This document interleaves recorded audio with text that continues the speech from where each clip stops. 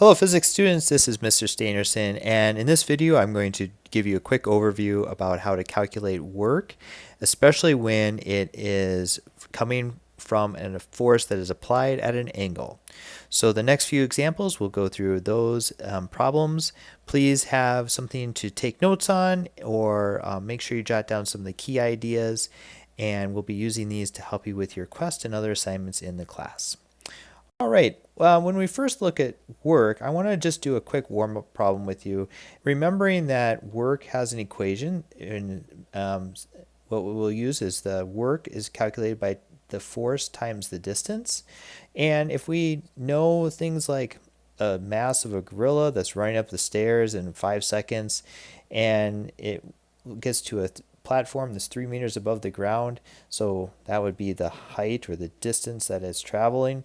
We want to figure out what the work and the power is. This is just a little bit of review of older equations, power being work divided by time. We want to make sure that when we're using the work equation that we're actually calculating with force. So you can see in this problem that I'm using the weight as the force. So I'm taking that mass in kilograms times the acceleration of gravity to get the weight in newtons, then multiplying that by the distance of 3 to end up with the amount of joules, in this case 5,880, of work being done. That answer divided by the time it takes, in this case 5 seconds, will give us the power. So we're going to be using those types of ideas and expanding on them in this lesson.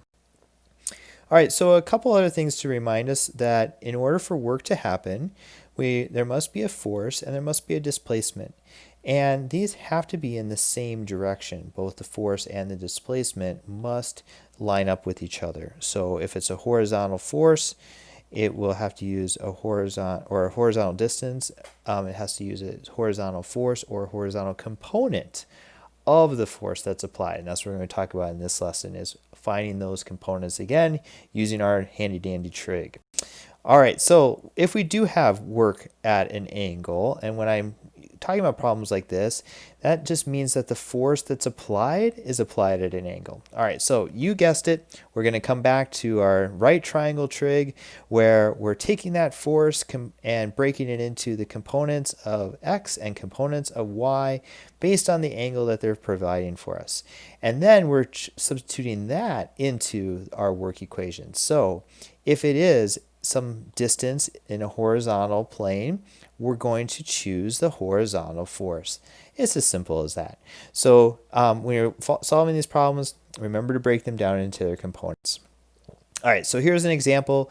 We've got somebody pushing a lawnmower. There's a force directed down into the lawnmower, and it has an angle. So not all of the person's force is actually horizontally moving the lawnmower. There's some vertical force as well.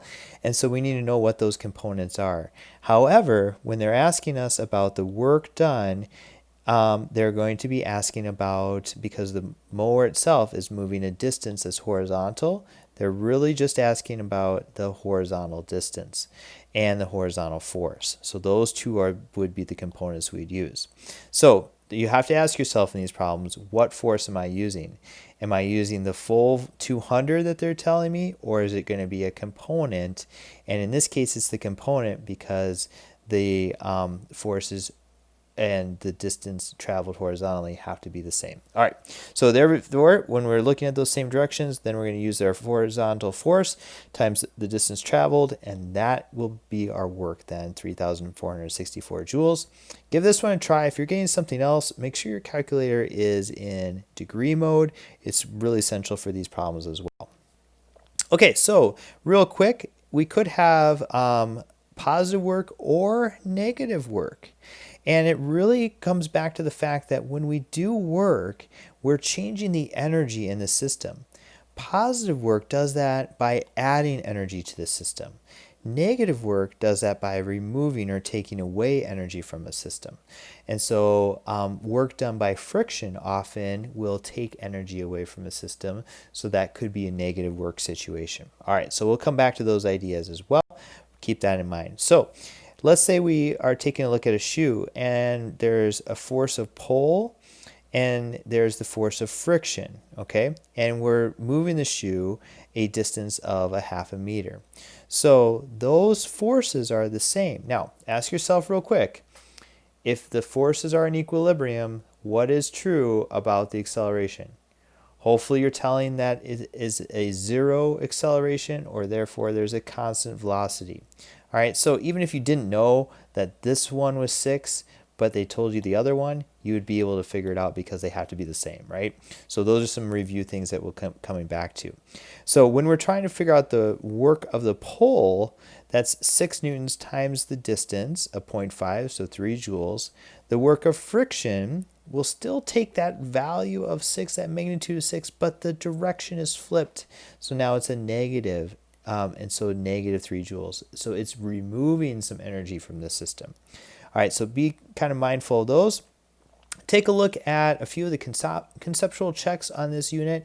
It will ask you about positive and negative work. Come back to that idea of either adding or taking away energy in our system. And also your assignment is to look at a few quest problems and get those quest problems done. They are just really quick, basic ones on work and power. All right, thank you. Please reach out if you have some questions. Have a great one.